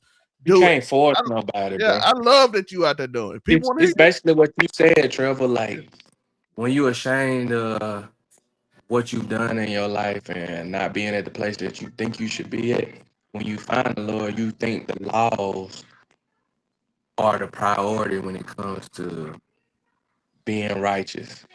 And in the Bible, it tells you don't be, a slave to the law, because then you start forcing it on the others and then you push the other people away. And that's what he probably came to, because he was talking about the laws in that other video. Like Stephen Curry, he cursed. He do it but bro, you don't know these people's story, their journey, man. You don't know if they trying to fix this stuff. I sent you the verse when they try to do Jesus like that. Like, hey, you didn't do what we said, what we do. We don't heal on Sunday. He was like, so you gonna let that person die? That It what? said in Galatians, like, bro, you can't fall in love or focus too much on the laws, bro, because you're gonna become a slave to the laws. When you become a slave to the laws, you trying to force it on to everybody else. Like, why you ain't doing this? You supposed to be doing this. You can't do that. And they're like, bro, calm down. First of all, let these people be able to come to you so you can be used by the Lord to give your testimony and help somebody else where they falling. You know what I'm saying? If they ain't coming to you, you can't force it onto somebody. You know, it's okay to say, oh, hey, this what happened to me and this what the Bible say, but he pointing out people and saying people ain't doing this and they Think ain't about it doing that. when I want you to think about it when you said you was wanted all these things. If somebody came at you with that, how would you feel? You gotta understand how you would do it. How would you react? So you expect them to not reciprocate the same way? Mm-hmm. But yeah, but like I said, me, as long as he not harassing people and he just saying what I saw in the clip, that's cool. He just want to yell that. Yeah. You can say it and do it, but as long as you can't do that because you're gonna push. Like I said, him doing that with the other video, it pushed a lot of people away from God because now they looking at Christian people be doing this, Christian people be doing that, and it's like, see, bro, you gonna have to fix that, bro. You gonna have to fix that up because now it's making people look back, follow the Lord and follow Jesus. Now you supposed to lead with grace and seasoned salt, man, and he wasn't leading with grace and seasoned salt with the way he was talking. You could tell him he was condemning people, to be honest with you. That's the problem. And that's a big issue in the 90s, why a lot of people turned away from the church because it was too much. It's gotta be this, it's gotta be that. I never forget I went to a youth camp and they started a bonfire. And they made all them girls throw their thongs in the fire. They made all the dudes throw their CDs, they rap albums. I'll never forget my homeboy threw all his T.I. albums into that because he was eating it up. Man, I said, I wish y'all motherfucking would throw near one of these CDs in this motherfucking fire. I said, y'all could throw that shit up in there. Well, y'all lucky I was there in the first place because they picked me up from my football game. I'm also gonna tell y'all too. It never that what's it called that they do and they used what's the name, the former vice president Mike Pence used to have them do that gay restructuring thing in church when they just try to show them Bible clips on the TV and make them watch it with their eyes. Rehabilitation thing. I'm like, dang, it's not gonna work. They're gonna make them hate you. Gonna make you That's hate not free will. That's not free will. God gave us free will, and you forcing the Lord on that's the love that God is looking for, is the one where you choose. You choose. That's what it's all about. And the Christian people, certain Christian people getting in the way of that. And you can't get in the way being a Christian person. You gotta allow the Lord to change somebody's heart and renew their heart. You can't save nobody. Ain't do that. You can't do it for them and force them to be like this. You just give your testimony when they come to you. Or if you see somebody down, you're like, hey, this what kept me up. I prayed to the Lord and I found the Lord. And they like, okay, well, maybe I'll try that. Instead of you just going to somebody and be like, hey, you did this. I seen you did. You ain't no Christian. You can't do that, bro. Like, you can't force it on the people. It's got to be chosen, bro. It's free will. If God giving free will, what make you think you taking that way and gonna force somebody to do something, bro? That's what's gonna turn people away. And he ain't gonna like that, bro. He ain't gonna be pissed off about it. Bro. He gonna be pissed. I do have one more thing I want to talk about because this was interesting. We're gonna title this "Where Do You Draw the Line?" Because okay, because we saw DaBaby has been having mixed reaction because a man painted. Apparently, he Charleston White's cousin painted his two daughters and tried to give it to him. And DaBaby like, why are you painting my two daughters and give it to me? And I'm like, and I saw a lot of people like he overreacting. I'm like, why are you painting my? I would even give you this. If you painted a picture of me and my two daughters as a fan of me, say you're a fan of me, you paint a picture of me. Why are you painting just a picture of my two daughters? Because it gets real weird. Because I'm like, I didn't ask you to do it. If I asked you, if I'm like, hey, bro, you a famous painter in Dallas, I appreciate you, dog. Can you do two pictures of my daughters? Or even if you asked, he'd be like, hey, bro, I'm a big fan. I know you probably want a family picture of your daughters. I could draw one for you, dog. I can get you some art. That'd be more normal. Like I said, even adding him to the picture would have probably been a little better. But just I'll give you that. But just having a picture of my daughter, hey, I got a gift for you. He just handed it to me. and I don't know you. Maybe if he knew you was like a famous painter that do this, but it's weird just handing me being a random person handing me a picture of my 2 daughters. And the argument I'm hearing is why you put them on the internet then. And I'm like, I didn't put them on the internet so you can paint them. Like, that's why I don't put my son on the internet, because I don't want nobody putting no negative. But at the end of the day, like if somebody would have brought me a picture of my kid, I'd be like, oh, okay, thank you. But at the same time, I'm like, oh, this kind of weird. But then you also gotta understand too, these people be doing like some negative stuff. Like they'll paint a picture, but they probably could have put some witchcraft over that stuff in between that picture. And you don't be knowing. People don't be knowing that. Now you got a picture up in your house of your kids and it's negative energy over that picture. So you got to be aware of what you accepting from others, because you don't know these people, bro. Like, you really don't know these people, and they giving you stuff. Like, that's how they get people. I don't know this man. Why are you painting a picture? Listen, you can paint a picture of me for my kid. Why are you putting them on the internet if you didn't want nobody? I didn't know there was a thing on the internet that if I post a picture, you have the right to just paint people that didn't want it. I would if I was somebody that was putting, I'm a public figure and I put my children on the internet. I know I have, and somebody came to me with one of those pictures, like, I would be flattered. I feel like I would be flattered because I know I'm a public figure. Mm-hmm. I know that my information is out there, and there's some people out there that would be like, this is so sweet of you to, you know what I'm saying, to do this for me. Think of my kids. Yeah, to think of my kids and do this. I don't know. Maybe it's because it's a daughter. Then I'm more. I mean, that's possible. But you also got to think about it. It's DaBaby. He be ready to fire up on anything. And then on top of that, it's even more to the max when it comes to his kids. And but to the fact, it's even more that it's his daughter. So, like, if you do something like that with him being from the South, he already like, man, what you doing? But also the weird thing about it, he posted it on his Instagram too. See, that's even more weird. Because, like, bro, you could have left it in the, you know, for you to understand and be like, all right, bro, I'm gonna keep this to the side. But you putting it up for attention now, bro. Yeah, I wouldn't do that unless he was like taking a picture with me. With like, if I was the person painted a picture of my kids because I put my shit out there. It is what it is. He gives it to me. I feel flattered about it. And then I take a picture with the person that painted it with the picture. Post that one. But don't just be like, I painted this nigga's kids. Now, if you're painting me and showing how good of an artist that you are and posting on your Instagram, understood. That's you can do that. That's how you get your bread. Yeah. I don't want you not to. He's like, that's why I don't want to drop. He was dramatic too. But I thought DaBaby overreacted too. You know, but that's what he does. He overreacts. He like, yo, you take this off the internet, it's gonna get real dangerous for you. I'm like, that's overreaction. Oh. But then again, he was on there like, I never want to draw pictures of celebrity again. And I'm like, okay, you doing this for attention. It's all weird to me.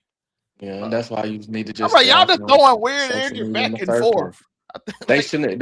DaBaby shouldn't have put it on social media because you're gonna get that reaction from somebody who ain't got fame. They want 15 more minutes of fame, bro. So they gonna be dramatic too. So to kill it, you gotta do that stuff that J. Cole do. Don't be saying nothing. Just say that's it. Don't say nothing, bro. Because in the grand scheme of things, what does it actually do? Nothing. It make it work for you. You allow more people to come and talk about you and make up narratives that ain't even really real. So, like, at the end of the day, you probably just do what J. Cole do. Don't say nothing. Because people gonna say what they want to say regardless. But if you give them more ammo to say more, you really the problem. You giving people ammo to shoot you with, bro. I do want to end off this too. All that point. Yo, stop giving everybody on the internet your energy. If you listen to this, if you listen this far, you ain't gotta argue with everybody on the internet. You don't have to argue with it. I promise you. I don't know what it is about everybody. Y'all just want to go on the internet and fight. Y'all argue about things you don't know about. Mm-hmm. We even got. I'm gonna say they ain't right. I'm gonna say this. Stephen A. Smith trying to run for president. He don't even know what he be talking about. But that's he talking about he could beat every. Bro, you are like, they did a poll. You are less than 1% in the parliament. Nobody vote. You don't know what you're talking about. But everybody now, thanks to the internet, everybody got a What voice. white vote he gonna get? I don't know. He ain't getting black people vote. I don't know who vote he gonna get. But the thing is, everybody want a voice. And it's cool. Everybody got opinions. But we gotta stop caring about the people's opinion that don't know what they talking about. That's a fact, bro. I'll laugh with West on the phone about people talking about Tim Duncan and how they stupid, but that's funny to me. I'm not serious. I'm not gonna get mad at you. Shout out to Greg for teaching me that though. He told me that Eli Manning, my cousin Greg, we argued. I got a headache. I told West this story a long time ago. I got a headache. I argued with him so bad. He told me Eli Manning was better than Tom Brady simply because Eli Manning beat Tom Brady twice. And no matter what stat I told him, he didn't care. And my head was hurting. My eye, I was so mad. And the last thing he told me, this taught me a lesson. I don't care what you say. I don't care. That's just how I'm gonna feel no matter what. And it's a verse in the Bible that teach you that, bro. It teach you like stop arguing with people who don't care about the facts. You only argue with a fool, let she be a fool. It's gonna make you a fool because you're a fool for arguing with somebody who ain't gonna listen to you regardless. And you taking more from yourself. You taking your energy. You taking like your soberness because now you becoming stressed in the head, and now you becoming angry because they ain't hearing the truth that you giving them. Instead of you just saying, "Look, this mug stupid. Let me get away from him, bro." You messing with yourself. The devil getting to you, and you don't even know it. Because now you finna try to fight, bro. You finna try to fight, bro, because he ain't listening to what you said, and he ain't agreeing to truth because he biased off of his personal, love for one person or personal love for one thing. Or some people just believe certain stuff, and it's like, yeah, you have that discernment in your head to see that ahead of time before you put yourself in that spot where you arguing back and forth with somebody, and now you angry for no reason, bro. And it ain't gotta be true. We don't even know the truth. It's two people arguing about somebody we don't know neither one of us know. Them people don't even know you, and you don't know them. We're arguing, we're ready to fight each other over Drake and Kendrick. Fighting each other. J. Cole apologized. That's why I say don't become a fool. Wemby versus Luka. Y'all ready to fight somebody in there because of MVP race? You don't know these people? Well, let me stop y'all there. Because I'm gonna tell y'all like this. These next 2 weeks, I'm standing on business behind LeBron Raymond James. I don't care what's happening. He gonna make it through the first round. He gonna drag the Lakers through there and come to my comments and let's argue about it. I don't care. I'm standing on business. I'm gonna tell y'all, y'all just trying to make some money off y'all. See, you be trolling them people. You be trolling. You be trolling them folks. Don't try to make money off y'all right now. He just got monetized on Facebook.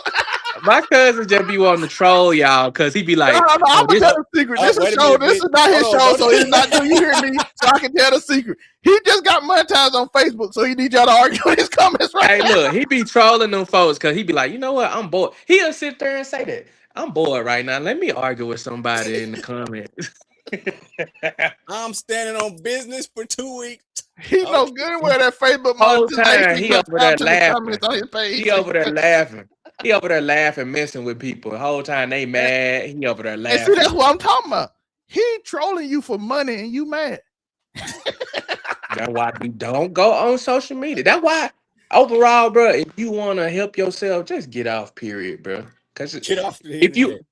Get off the internet, bro, because if you on social media, period, bro, you going to find yourself catching yourself going to talk to somebody in the comment. You like, dang, why I just sit up there and say something back to this person? I know they don't know no better. I accidentally commented, and now these person trying to tell me something. I'm like, bro, but I'm giving him facts that he can go look up on the internet. You can Google this, bro.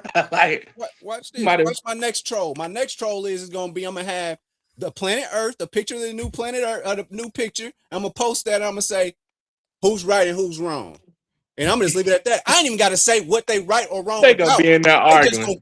They just gonna get somebody in the comments. Like the world flat. They ain't round like that. What? I never said nothing about it being flat or nothing. I just said what y'all think. And they gonna get to fighting. Yo, bro, I saw they literally like this is how crazy it is. The argument I saw yesterday on Twitter. I like. By the way, I go on in there because I like to watch y'all argue. It's entertaining to me because I'm like, it's the stupidest thing. This dude literally said. Jokic yesterday showed Wemby there's levels to this MVP. And I'm like, They both almost played just as good. He won by 2 points in overtime. What you mean level? If the level's like this? To be honest with you, you can't say that because Wemby was guarding Jokic, and Jokic wasn't guarding Wemby. Yeah, he was avoiding guarding him. So we can't say that unless they going up against each other. I hate that when people say that. I'm like, But bro, again, the only way you can say that to me, like when I'm hooping, fool be like, oh, Wes, he showed you what he showed me. He wasn't guarding me. He wasn't guarding me. I was guarding him. That Wemby using on you, on him. Like, bro, did he come guard me? No, and I was torching him just like I torched him. Like if I'm holding him, I guarantee if he's scoring, he gonna come to us. He gonna come tell all of y'all at the end of the game, like, bro, I'm tired, and that was kind of hard, bro. But I was getting some shots, but even though I was making them, bro, they were hard, bro. Well, like, guess what the excuse gonna be? He didn't want to get in foul trouble. Wemby got in foul trouble guarding him. And still what? You know what I'm saying? 34, 36, 18, all 34, that. 18, 7, and 5. And probably should have had 40 if his teammates passed him the ball in the fourth quarter, bro, in overtime. And by the way, he only had 6 more points, and he took, 9 more shots? Because Wemby only took 16 shots. Then somebody said, in the argument, this is what I love about it. The argument said, Wemby took 16 free throws. Jokic took 15. But the crazy thing is, though, they were fouling Wemby the whole game, bro. I'm watching it. And Jokic was getting fouled, too. Some of it, he would cry. He was crying a little bit. Getting fouled more anyway. Wemby, Johnson was getting fouled a lot. Jokic was throwing him. It was kind of weird because at the beginning of the game, some of them calls were questionable. I was like, man, some of these calls are questionable. But after a while, folks just started flopping and stuff. Like Jokic was flopping. Even Wemby didn't flop, but he kind of sold like two or three calls. Like when somebody pushed him, he had to like flail just a little bit to show him like. Nah, that Aaron Gordon one when he kind of tripped him, he sold that trip. That's what I'm saying. The Aaron Gordon when he swept through and went like that, I was like, he fouled, but not like how. I'm talking about the one when he got the rebound and when he blocked Jokic shot, got the rebound and turned and spin, and Aaron Gordon tripped him. And they said, but he sold that for him. He sold that for him. He fell on his. Nah, he ain't sell. He fell for real, but it wasn't from Jokic. It was Aaron Gordon. Fell on his own. He fell on his own. But Jokic pushed him just a little bit, but it wasn't enough for no foul. They called it on what made it look bad. They called it Aaron Gordon.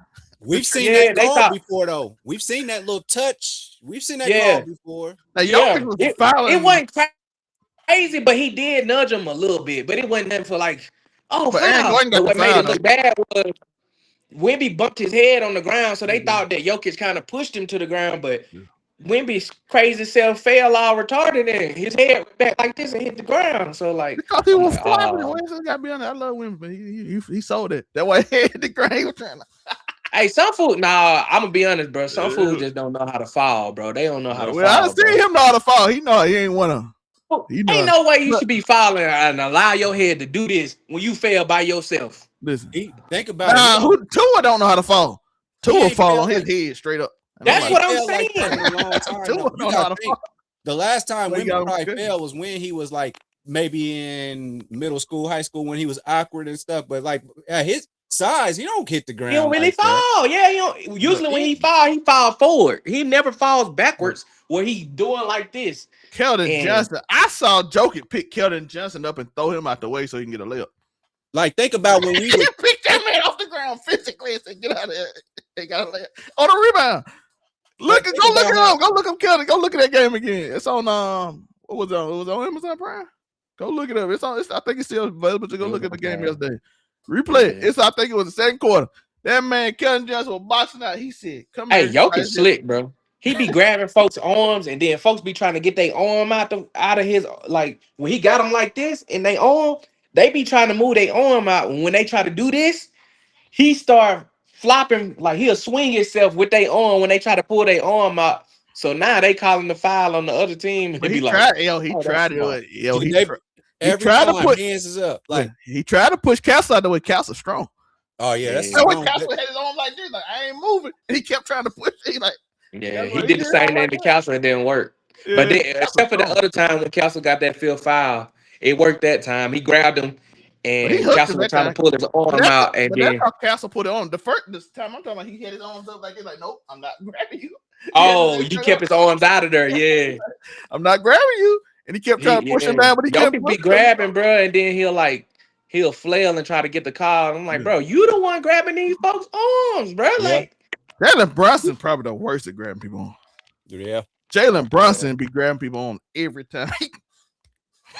he grab your arm and then shoot with the ball like this and be like, Yo, the NBA told the referee to stop calling it. That's how much Jalen Brunson be grabbing people on. And you think about it with like they starting to allow the James Harden shenanigans to be back into the league somehow. Like back when he used to do the pull through and how he used to get his fouls back in the day, and they start doing the Harden rules, and then that make it unstoppable. Now that I think about it, that made it so hard to guard James Harden because he already had the tween cross. But if you try to do anything, he throwing the ball into you and getting 3 free throws, or when he pump fake and drive, he already got most of the lane because you think he finna shoot. So when he pump fake off that 3, he got most of the lane, but he was killing the big men because the big men, anybody would try to stick their hand up and stick their hand out. He swinging the ball up into their arm and just getting the and one. And Harden was averaging almost 23 free throws a game when he was getting like 40 points a game, bro. He was the original foul merchant, and then I feel like he's bringing it back somehow. I think he's in a different way. Sometimes Shay be bro. Some of the time he don't even be trying to get no foul call, and they just call it. I be like, what the heck? He'd be surprised. Yeah, bro. He just go to the line like he knows it's supposed to happen. It's supposed to. Yo, if you put your hand like this, he gonna do a move. He flailed to the side. Yeah, always called. I'm like, ain't no way y'all called this, bro. They replay it, and you will see people just walking beside him, and he just flailed to the side. I'm like, bro, look at the replay. I'm gonna let Jay Harden will bump into you. You ain't got to touch Shay. You just need to be. I look at. I'm like, did he get fouled? Because sometimes I be wanting to like question and be like, am I tripping? Then it's be weird because he'll stop and quit. He started stop and then you be running and they'll stop and then you run to the back of him. But some of the time they on the side of him and they know he gonna get the foul call, so they try not to even bump him, bro. One time they just them fools doing like this and they ain't even close to him, and he just fly out to the side and they be like foul. I'm like, hold on, bro. I take it back. He not worth. James Harden one time they started putting their hand behind their back to guard him.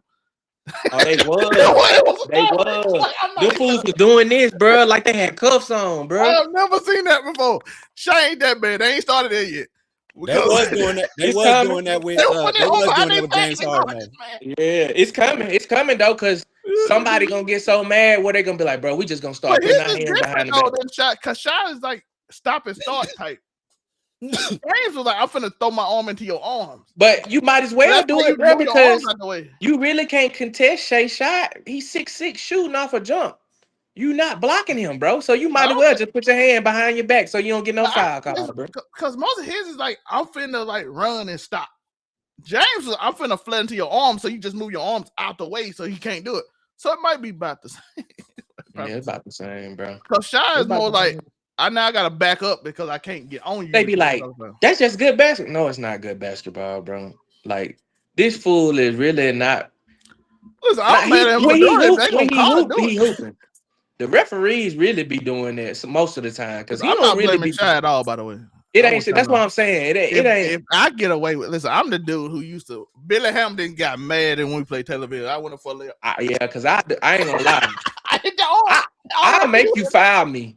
Because you just playing too hard. Like, if you just playing too hard, I'm like, oh, yeah, he playing stupid hard. All I got to do is get him going to an angle.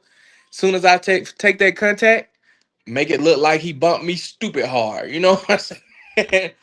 With me being smaller than everybody, if somebody bigger bump me, they going to be like, oh, yeah, that's a foul, bro. Bro, Billy I got Billy 2 quick fouls. Shout out to my cousin Billy. I went up for a layup just. That's all the referee. You know high school? Cheating. You know high school? Well, you know how the gym is in high school. So you hear that pop and you go, That's cheating. Nah, I say something that I do on defense that's cheating. Like when niggas be shooting, like when they get right here, I do a little slick thing where I just touch that little, push that elbow up a little bit like that. You Don't nobody see that, bro. if They you're not never playing see with it. no cameras, you can get away with that. You can get away. Look, just you ain't even gotta hit them. You just push it up a little bit while they shooting, and they be like, "Oh, he fouled." They miss it every time. If you do it twice, the shooter gonna get out of his motion. And he ain't. Like I said, I'm for cheating. I just need the referee to call. Listen, whenever somebody receive a cut in the slot, grab the little side of their jersey, the little pant, and pull just real quick. Just let go. Don't even hold it long. I just get in the way. That's why I know what route you running. I know what route you running now. Yeah, you going inside. I feel the inside now. Put it up. Slow down. Come on, let me catch up. Let them do them double moves. I'm fast, but if I let them get into their move, I let them run straight into me. Like I can just cut them off. I get in the way. When they bump me, I'm like, oh, you ain't fast enough to get that speed back. I'm fast too. So we gonna be matched up now. It's too late. You don't bump into me. And the thing about the bottom jersey grab when they do a double move, I tell where your momentum going. I mean, I know you finna cut back. So if you going outside, I know you staying outside because the jersey ain't finna pull. But the jersey come back to me, I'm like, okay, the jersey coming back to me. I know you going back inside. You ain't putting your whole body weight that way. You coming back here and go, all right, I know what you doing. That's the thing about being tall. Like I can cover ground. If I got to change direction again, I can cover it quicker and get back into my full speed, like my sprint. But and then having long arms, I can get that hand right back on your ass. If you, I got to put a hand on you somewhere.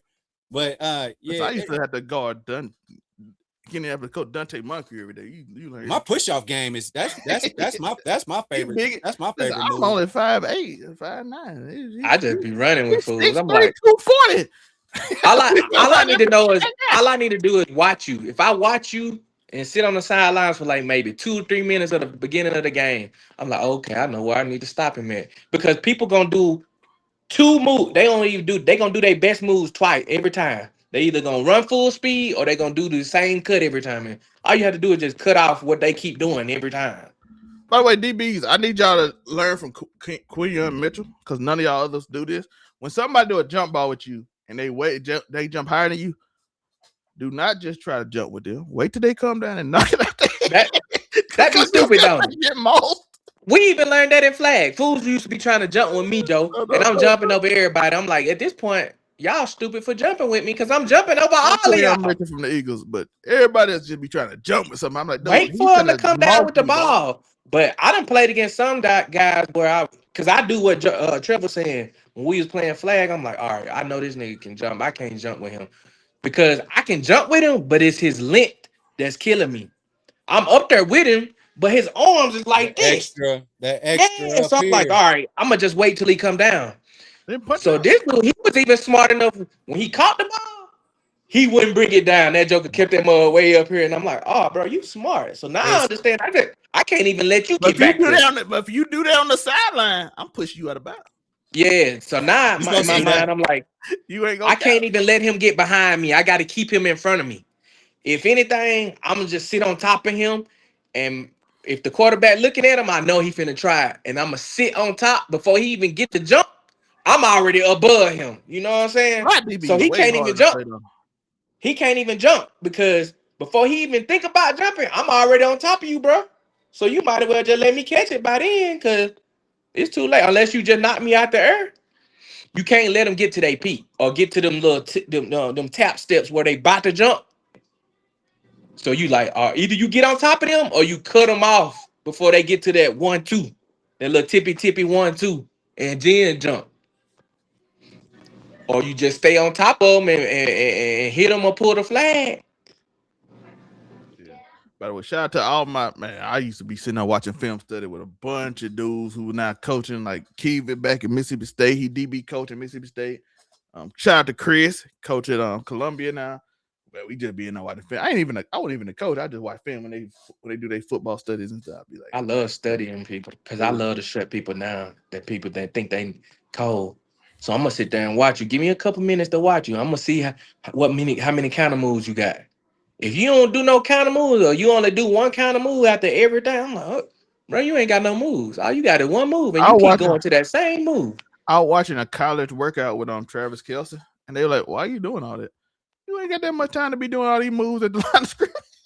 The quarterback got 3 seconds to throw the ball. You gonna be? No, you didn't waste 2 seconds. You ain't even got your ratchet. I say easy. Because they were talking about Travis. It was like, the tight end camp, the super tight end camp that Travis Kelce and all them do. And the old boy from 49ers, he was like, why are all the college kids doing this? All these moves? Like, bro, the quarterback got 3 seconds on average to throw the ball. Kittle don't do none of that. Kittle just run straight down the field and go one way, bro. Kelce do too. Even he got older and can't move fast, but he'll sit in that spot. He'll find that spot, sit it. Bro, they really honestly ain't got to do nothing but just run and turn around or run and go one way. That's Fools be doing too much sometimes. That's why, like, that stuff is cute when they be showing these new route runners. When they show these new route runners now, like they be doing all this stuff just for a comeback route. No, just sell the fade and come back, bro. Even Vontae Adams don't even do that much, bro. He do one and he out. He be and he out and he wide open, bro. Every game. They were talking about that. Devontae was talking to what podcast? The DB podcast. He said the rookies the one from the Cardinals now. What's his name? The really good DB, the young one. I can't think of his name. Y'all let me know in the comment. Nobody follow the Cardinals like that to give a fuck. No, I can't think of it. But he was saying how he thought he was like, not the Cardinals, Broncos, Sertan. He said when he was a rookie. Little Junior JR. Yeah, he said when he got in the league, his welcome to the NFL moment was he was like, I'm on Devontae. He said he went out there, cut so hard quick. He said, he cut so hard, he going outside. He said he hit that cut. He said he looked back. Devontae is on the other side of the field. And that same thing that he talking about, I watched him do it last year to like, he'll tell staff, hey, go ahead and throw me the ball this time. And when I seen him do it, he told the interviewer, he told staff before they played to throw the ball to him. When they showed the replay, it was the same thing Patrick Surtain said. He one hard cut and he out in front of you just like that. But he said something that I think it might be the same pocket. He was like, I set up a move. I know I ain't getting the ball. I know it's a run plus something. But I set up this play every time. I go out. Boom, hard. And the DB come at me hard. He said, I do it 3 or 4 times. Hard as I can. Plays I know I ain't getting the ball. The DB that got in his mind now that, his body just doing it. So his body react. He said, okay, man, throw me the ball. He relaxed. Yep. This time he relaxed. His body that got used to it now. He gonna react. Yep. That's the same thing I used to do in basketball. Like I used to play with people when I'm dribbling. I'm like, because I sit there and play around, going between my legs like 3 or 4 times. By that 4th time, the person on defense like, bro, he just playing too much. Soon as I see their body relax, like, bro, he playing. Pew! Gone, cuz. That's the same thing James Harden would do. He'll sit there and go bop, bop, bop, bop, bop, bop. And when you sitting there and you relax, he either step back or he gone in front of you. Every time he wait till he'll and you just sitting there. And as soon as you relax them feet, them heels, real quick move, he gone, cuz. What they say, always know where they going. Shump said the same thing though about LeBron. He said, we're going to run the play till they stop it. And as soon as they don't run it, he said, Shump, they got it. And then I do the opposite play. Cut the opposite way. Done. Shump said, that work. He said, it worked, bro. Trevor, no, because we used to do the same thing in flag. I'm like, Trevor, we're going to keep running this. And then I said, Trevor, I used to tell them when we playing flag, I said, bro, hey, listen, y'all, we running this. But if I say this, it's because I'm getting in their head. I'm going to make them think we doing something else. I'm going to say something out loud. I'm going to be like, hey, we going deep. Whole time, all we need is 2-3 yards.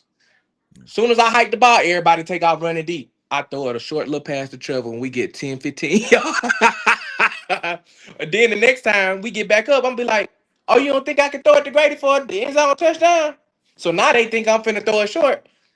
And then I throw it deep to Grady for an end zone touchdown. I'm like, I told y'all I was throwing it to Grady for an end zone touchdown. Why y'all, hey, look, y'all ain't paying attention to what I'm telling you, bro. I'm going to tell you. I tell them what we going to do before we even do it.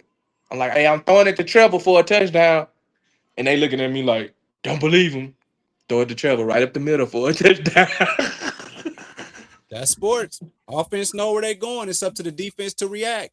To figure it out. Yeah. So really, if you playing mind games as a point guard quarterback, You can control it. All you got to do is know your team personnel and what everybody can do, and then plug and play. Basically, what LeBron was doing, he know everybody personnel and what they can do. Now is all right. I know this guy like to play this or this on defense. If I get him going this way, this a bucket or a touchdown here on this side. When they stop it, we come back to this side or kick it to this person. They gonna be wide open. I know this mother like to shoot threes, and I know he can shoot the three. So if I keep him from this side and I hit him back on the back end, that's a three every time. Bam.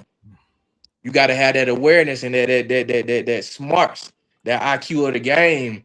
And you could take it from basketball to football. Like LeBron, he could probably take that from basketball and go straight into football, but he can't be no quarterback though. He'll receiver. One, I would man apply it to your life. By the way, this is Ump podcast. You can apply it to life. We gotta do the. Hey, listen. Sometime in life you gotta know we an Ump podcast. So sometime in life you just gotta adapt and figure out. Okay, this is the way it's gonna go. This is the way they doing. If I hit them with that boom boom, the boss is gonna be like, "Oh, I ain't think about that." Then all of a sudden you in good favor.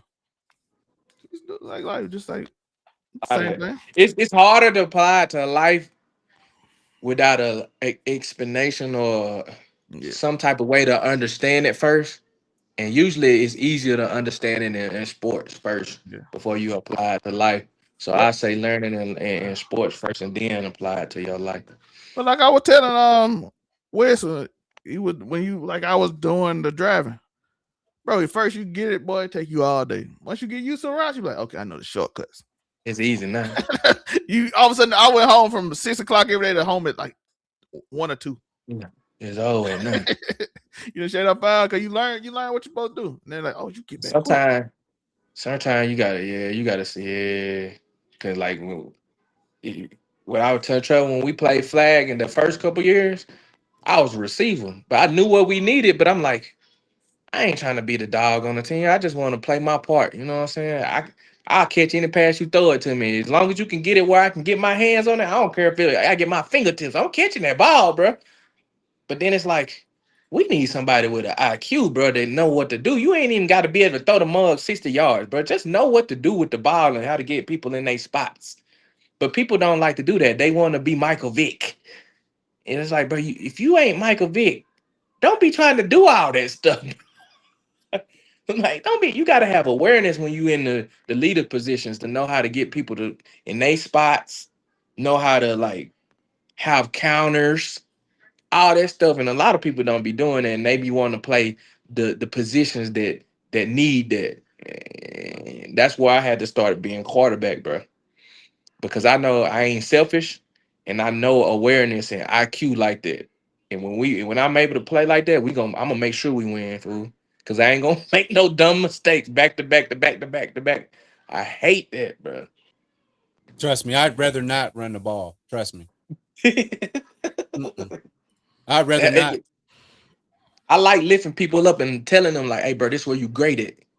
And as long as you keep doing that, what you great at, and plug it into what we doing, we gonna win every time. And that's how I used to sell people when we had teams. I'm like, hey, bro, like I tell Trevor, hey, Trevor, this is what you great at. You great at rushing, but when you on offense, you catch the short pass and get 10. Because at first, when Trevor would catch the pass, he would try to shake niggas.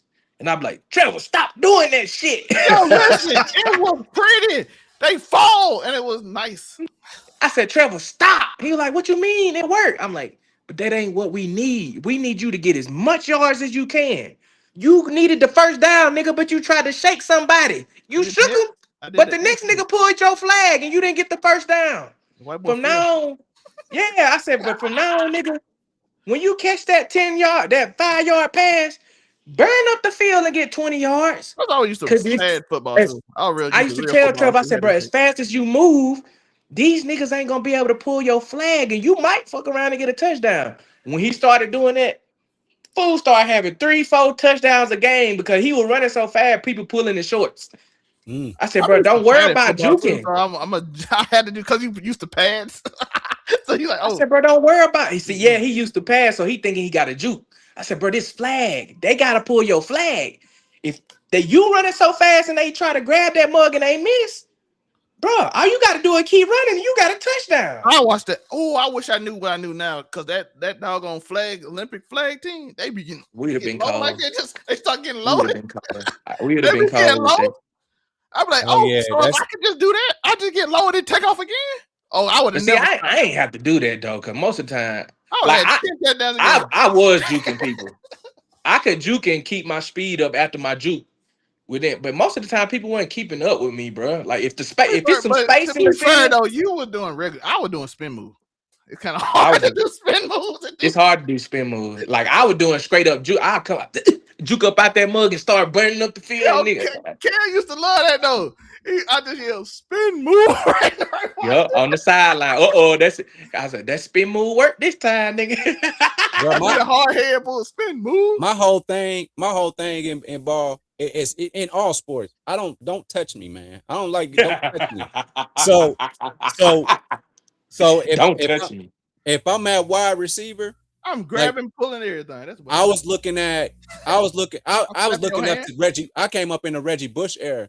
So even though he played running back, I still tried to do his moveset because you don't touch Reggie Bush. You know what I'm saying? You get up out of there. And then slapping your hand just to annoy you.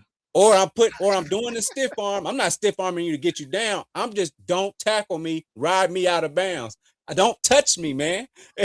So and the same thing kind of equated to basketball, because when I would go like in the middle, I would kind of fade back because you can't block it. And then one day it was like, Joe, just go straight up. And I was like, just go straight up and then work on your floater, do it like that, because they can't stop that either. I said, nah, I just feel more comfortable with a little fade. And I have more time to really line up the shot too when I fade like that. But don't touch me, man. I don't like that shit. Yo, you know who didn't like Chad? You know Chad didn't like to be touched. So when he would play with what's Chad his name? Hey, I slap his hand, he get annoyed. I just start slapping his hand. He thought he was good because he would catch open touchdowns just by running down the field. Then when he ended up playing with us, I looked at that quarterback, I said, hey, throw it to him. No, he open, throw it to him. First play of the game, they try to throw that mud deep. All you see is me coming up out of the air like this, catching that mud. I thought Polly ran that mud back because they ain't really have nobody on their team that was fast. Then they tried to do it again. And I was like, yeah, I bet y'all won't throw this mud no more, because we ended up playing them too. I think y'all came close to beating them, but they beat y'all. But then we ended up playing them and we beat them. That's when I was with Trail that time. My teams all suck. They was awful. We had linemen playing safety. That was awful. I don't know what Tay was making up. Them niggas were retarded for that. But I appreciate y'all though. Shout out to everybody. This is From Friends to Brothers, FFTB, episode 2. I know from episode 1, it was a 2-year. A hiatus. It was a 2-year hiatus. Out of that, but I appreciate y'all for watching. Remember to like and subscribe. Hit that hype button. You see it at the bottom. Tell everybody it is Kid Creator Player and Unico Wins. And it was a great time. I had fun. Always fun talking to the guys. For sure. But I do appreciate y'all. Daredevil review is probably up on the Keep It 99 channel right now. Besides mine, it's the one with Unico and Monray. So go look up that, because this is probably gonna come out after that. So exactly. I do appreciate it. And Spotify, I appreciate y'all, Spotify. I know I was monetized and now I'm not, because we haven't been on it in 3 years, but it's fine. We're back. We're back after everything is okay. I appreciate y'all. Shout out to the Unks. Peace. Hold up. Oh, do I got a video? Thanks for watching. Make sure you follow me on all my social media platforms. Don't forget, every Thursday, the full podcast is on Apple Podcasts, Google Podcasts, and mama, I'm on Spotify. Overall 99 ENT bring you videos from Friday all the way to Friday. So be sure to like and subscribe to the channel. We appreciate it. Again, thank you so much. I holla.